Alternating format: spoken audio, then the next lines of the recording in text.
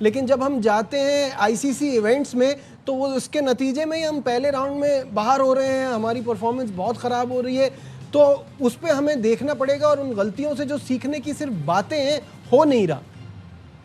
जी बिल्कुल दुरुस्त कह रहे हैं, क्योंकि असल में इशू ये आ रहा है कि जो बायलैटरल सीरीज हैं, बाकी जो कंट्रीज हैं वो उसको इतना ज़्यादा सीरियसली ले नहीं रहे, क्योंकि काफ़ी अर्से से मैं देख रहा हूँ कि जो भी टीम आती है बायलैटरल सीरीज खेलने, वो बी या सी टीम को भेजती है और उसमें वो उन सब बच्चों को चांसेस देते हैं जो डोमेस्टिक में या इंटरनेशनल लोकल लेवल पे परफॉर्म कर रहे होते हैं। तो वहाँ पे वो उनको एडजस्ट करते हैं, जबकि हम बायलैटरल में भी हम अपनी जो फुल स्ट्रेंथ है उसके साथ खेल रहे होते हैं।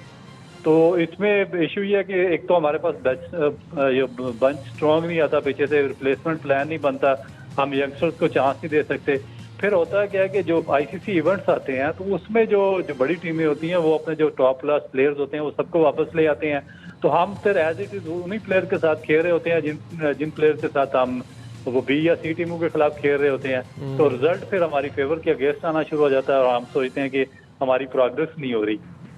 रऊफ से मेरा ये रऊफ शाहिद हाशमी बोल रहा हूँ, जब फास्ट बॉलर आपने माशाल्लाह बड़ी क्रिकेट खेली, वाइट बॉल में जब फास्ट बॉलर को स्लिप नहीं होती और स्लिप में से उसे चौका पड़ जाता है, कितना गुस्सा आता है? जी शायद भाई ऐसे इशू इसमें ये आता है कि